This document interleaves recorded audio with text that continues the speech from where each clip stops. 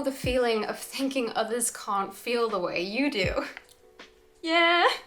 I, for the longest time, really worried that I wasn't gonna have a successful romantic relationship because of the extent to which I feel things. Because it seemed like everybody that I dated just couldn't understand, and feeling misunderstood, and I'm sure that you, if you're watching this, you probably relate to this, but feeling misunderstood for me is the worst feeling in the entire world. I hated having arguments and moving past them, feeling like, oh my god, you had no idea what that was like for me. And that starts to fester into this like self-judgment and self-resentment in a way, because you're like, if only things could be easier for me, if only I didn't have to feel as much as I do. But I promise you, I promise you, you're gonna meet people that are as sensitive as you. We're gonna say sensitive a lot in this video because I really want to reiterate that it is not a bad thing. And as a sensitive person, I choose to see it as a good thing, and I believe that it's a good thing. And I really, not challenge you, but invite you to do what I do, right? This is something that took a lot of practice, but when people don't understand my feelings, to which, you know, to the extent to which I feel them, I really try hard to be like, okay, you don't understand, and that is not your fault. But it is also, and here's the important part, it is not my fault either. It is not my fault that I have these feelings that someone else cannot understand. It is just simple as two people who are different. Sorry that I'm going off on so many tangents. I hope I'm answering the questions okay. How can I stop crying every time I want to express my feelings? Oh my god, well, you're talking to someone who cries within the first 5 seconds of like having to bring up anything difficult to bring up to people, which is why I will go back to saying that it is important to, as much as you can, surround yourself with people who don't make you feel bad for that kind of stuff.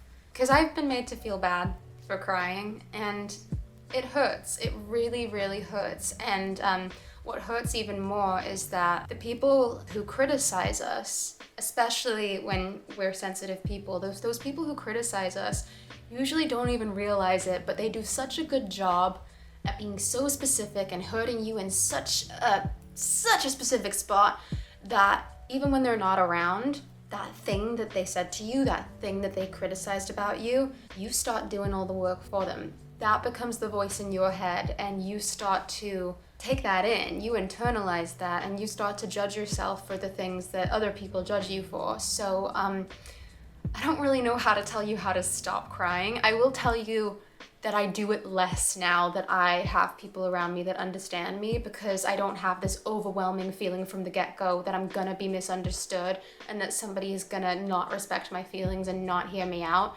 So I cry a lot less now that I know that, you know, whoever is on the receiving end of my sensitivities is going to make the effort to understand me. But in the meantime, I really, really, really want to ask you to just, whatever somebody's response to that is, please remember that there's nothing wrong with you for crying. Crying is a really natural human thing to do. And when people make you feel bad for that, that's okay. They don't get it. I need you to not take that on. Because I know if you're a crier, you know that you can't really help it. You'll get better at it once you have the right people around you, but it isn't something to improve upon. It's not something that you need to work on stopping in any way. Oh, how do you respond to someone asking you why you are so quiet? Okay, I'm gonna start by saying you don't ever truly need to explain yourself to anyone. And also, you're not ever truly going to be able to. And I know, because people always ask me that question, and I felt like I had to come up with a good answer, or I had to, you know, that's always my goal, is I had to do such a good job of explaining it so that the person could understand. If someone's asking you that question, they're not gonna understand whatever answer you give them, because clearly being quiet is not their preference. They get their energy from being extroverted and being around people. So I don't think you really have to worry too much about what you say.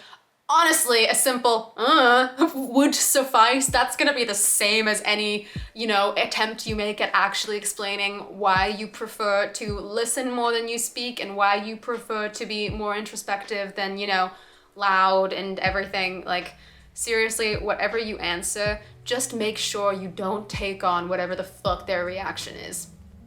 It doesn't matter. What would I say though? Oh, why are you so quiet? Oh, an awful question to ask someone. It's just, you know what I mean? Like, the person asking that is not gonna get it. How can we show people that being sensitive or vulnerable is not a bad thing?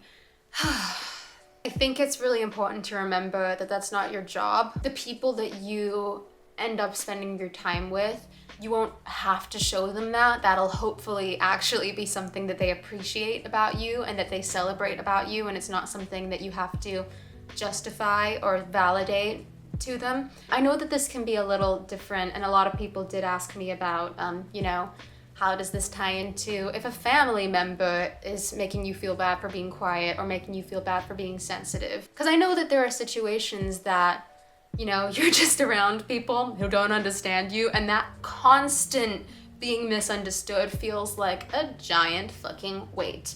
And like I said, I think that this is a cool practice makes perfect exercise that you really get to use your empathy for. If someone does not understand what it's like to be sensitive, it is literally like asking, a bear, hey, do you know what it's like to be a donkey? No. It's just, if they're not sensitive, they're not gonna get it. And you have to be okay with that. But actually, genuinely, in your heart, you have to be okay with that, because you have to accept yourself. You just are this thing. And especially if it's like a family member being like, oh, she's shy and he's sensitive and they're just quiet. It's not easy, because these are the people that are supposed to protect you and make the effort to understand you, and it isn't fair to ask you, probably the child, to be understanding of a parent or of a senior to you. It's not an easy ask, and it's not a fair ask, but only to help you. I would really practice just being like, okay, mom's doing their best. Mom wants the best for me. She doesn't quite get it, and that's okay. But I'm not gonna take on her judgments and perceptions about what is right and wrong and good and bad and too much and too little. I'm not gonna take that on. I know I can't help this, and I'm gonna put the work into understanding more about it so that I don't have to question it or feel bad about it. And I can actually, because I promise you, if you learn about it and if you learn to understand it, it'll be your best tool. It'll be your fucking superpower, baby. How can I set boundaries? I always feel mean when I do. You're not being mean by having boundaries. You're giving somebody the tools that they need to be a better friend to you, or a better partner to you, or, a better anything to you. When you set a boundary, that is really you being like, hey, I need this thing, or I need you not to do this thing, and it has nothing to do with you.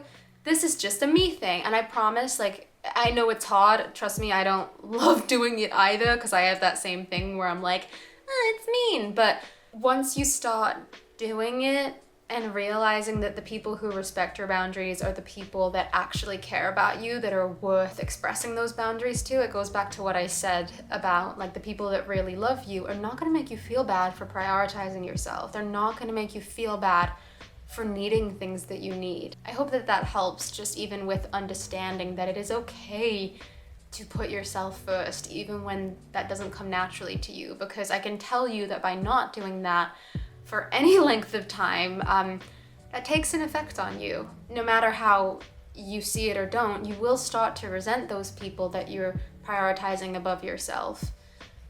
And they don't want that either. How can I meet people and not make interactions awkward? Okay, here's something that I'm gonna tell you that before I'm around anybody, I remind myself. Nobody is thinking about you as much as they're thinking about themselves. Ever. That feeling that you have about how am I coming off? Am I being awkward? Am I being everybody has those feelings. Everybody has those feelings. It might be a little, it might be a lot, But we're all fucking out here thinking about ourselves. And the other thing to remember is that you are never coming off as awkward as you think you are. Our feelings, especially when you do have like a deep capacity for feelings, are amplified in our own bodies. So when you feel awkward, that shit might feel like at 1,000% to you, and it just doesn't even read to anyone else. And also, coming off as awkward isn't the worst thing in my books. It's just not. Like, there's a bunch of shit that I am that isn't evident when you meet me at first. And if it is, that's great. But like, from my first meeting with somebody, I would have to work very hard to show them all the things about myself that I'm proud of. But being awkward is not something that is the worst thing someone could be on a first impression. You could be fucking rude. And that's something that people always worry about, is that they worry that when they're quiet, that they come off as rude. I promise you the difference is tangible. Why is being soft, sensitive, and quiet perceived as weakness? I'm gonna tell you about something that I learned from reading Quiet by Susan Cain, which I really, if you're relating to anything that I'm saying in this video, I really recommend you read it. Even if books aren't your thing and you wanna like audio listen to it, really your biggest tool you're gonna get is learning about yourself. And that is it's just gonna do wonders for you. But I'm gonna let you in on something that I learned. Our current society is just set up to accommodate extroverts. Extroverts are the people in society that are seen as the most valuable. And it's just not true. And that doesn't mean that extroverts don't play their part at all, that like everybody has their place. But in saying that, you need to remember that you have your place too. Something that the book said that really, I actually wrote it down, so let me just read it to you. Yum, yum, yum. Society basically has a deep respect, like a reverence for the alpha status, which really does, as a whole, blind us to people and things that are good and smart and wise. And you need to know that you are good and smart and wise without being loud. You don't have to put on a performance to justify those things about yourself. And that's also something I wrote down. The book references something called the extrovert ideal, and it talks about how the world became less of a culture of character, because back in the day that, I didn't fucking exist in, but back in the day where people lived in smaller communities and, people were more neighborly, character was really valued. The things that, I more so connect with in terms of like character, like honesty and authenticity and kindness, and just those things that on a small scale of interaction with people are really seen as valuable. But once we all started moving to big cities and, these big jobs were up for grabs and you had to be like a go-getter, you had to be aggressive to get it, we shifted from being a culture of character into being a culture of personality. And that's where this, I need you to know, huge misconception came from, that there's such a thing as a good personality. This breaks my heart. I need you to know there's no such thing as a good personality. You have your personality, and it doesn't matter what other people think of it. Because often what is considered a good personality is somebody who is able to walk into a room and be out there and charismatic, and it's like, yeah, those things, they have their place, but they're not the most important things. And I really hope that you don't feel like you need to go around proving that you have this good personality by putting on a performance, because that is really what society has done to us. It has put pressure on each and every individual to not be themselves, but like perform as a version of themselves that we think society will accept more. I want you to know you don't have to do that, and that you will find the right people that make you feel like you don't have to do that. I also want to say that by having the inner world that you do, please don't take that for granted, because we're so, as like quieter people, inclined to notice all the things that we don't have, because those are the things that are loud and that people express that are in our faces. And it's easy to be like, oh, I don't have that. Oh, I can't do that thing. I can't get up on a stage and, sell people on myself. And it's harder to focus on things that we have that maybe other people don't. I mean, for me, growing up, I was so focused on, in school, all these things that everyone else had that I didn't, and I gave a lot less time to nurturing and noticing the things about me that, you know, not everybody else necessarily had. And I really hope that you're able to notice those things and you're able to appreciate those things and you're able to nurture those things, because chances are, if you're still here with me, you have deep connections to things, and you have like a deep curiosity for things, and you have a deep intrigue in things, and you see things in a unique way. And I really, really hope that that's not something you take for granted, because if it wasn't for introverts, we wouldn't have a lot of art, we wouldn't have a lot of music, we wouldn't have a lot of like amazing like discoveries in the world. We just wouldn't have all these things. So I hope that even in moments where you're feeling like you're missing something, I really hope that you can reframe that into looking at all the things that you naturally have and that they're beautiful. What else did I write down?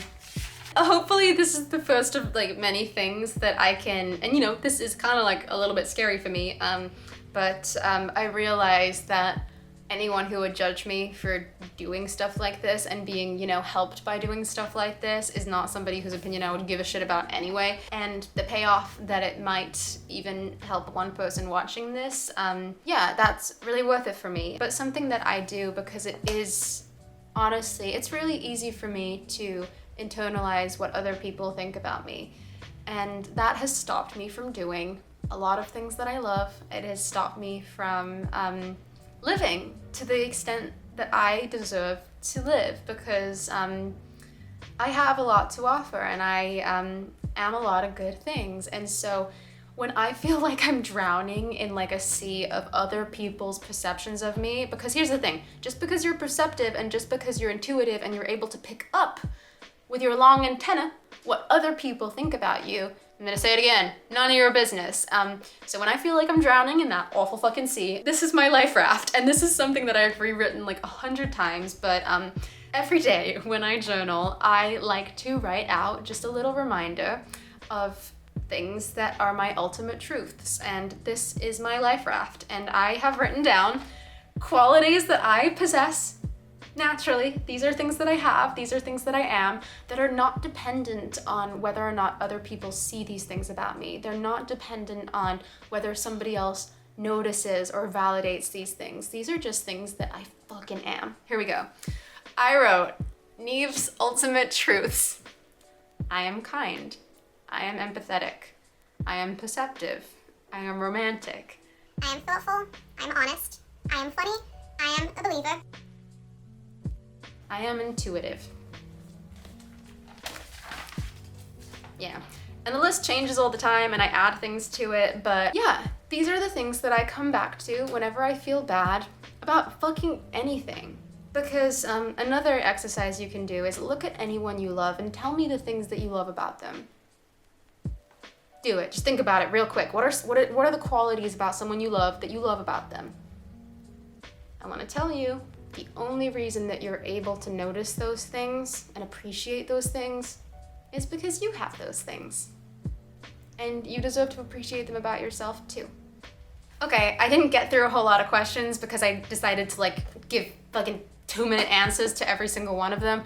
But yeah, please ask me more. If there was anything that I didn't really like cover a lot, or if there's anything I said that you're more curious about, that you want to hear more about, please let me know. And yeah, I'm really looking forward to opening up more of this conversation, because I know that like 14-year-old me would have really appreciated having somebody talk about this kind of stuff. I know that there's a huge power and comfort in feeling like somebody else feels the way you feel and understands the things you understand and, you know, gets you. So if you're watching this, I do want you to know I get you.